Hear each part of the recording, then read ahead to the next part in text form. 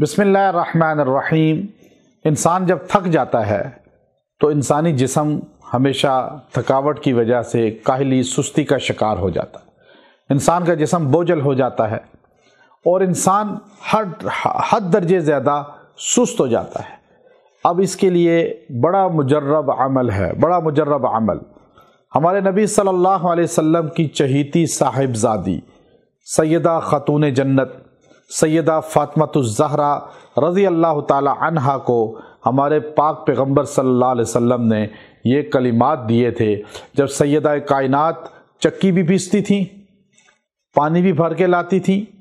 اور شہزادے جنت کے حضرت حسن حسین رضی اللہ عنہم اور سیدہ زینب بنت فاطمہ رضی اللہ تعالی عنہا اور ان تینوں بچوں کو پالتی بھی تھیں اور گھر کے کام بھی کرتی تھیں۔ جب تھک جاتی تھیں تو آپ علیہ الصلاۃ والسلام کی طرف سے جو آپ کو تحفہ ملا تھا وہ 3 کلمے تھے، اور سیدہ فاطمہ کی وہ تسبیحات فاطمہ کے نام سے آج امت میں مشہور ہے، اور آج امت فرض نمازوں کے بعد وہ پڑھتی ہے، لیکن آپ اس کا پرتاثیر طریقہ دیکھیے کہ جو انسان تھک گیا ہو،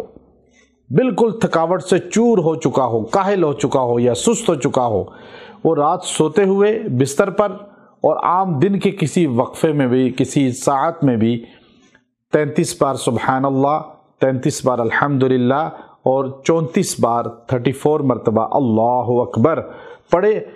ہاتھوں پہ پھونکے اور اپنی باڈی پہ ہاتھ پھیر لے، کاہلی ختم، سستی ختم، انشاءاللہ تھکاوٹ ختم ہو جائے گی۔ اللہ اس تسبیح کی برکت سے ہمیں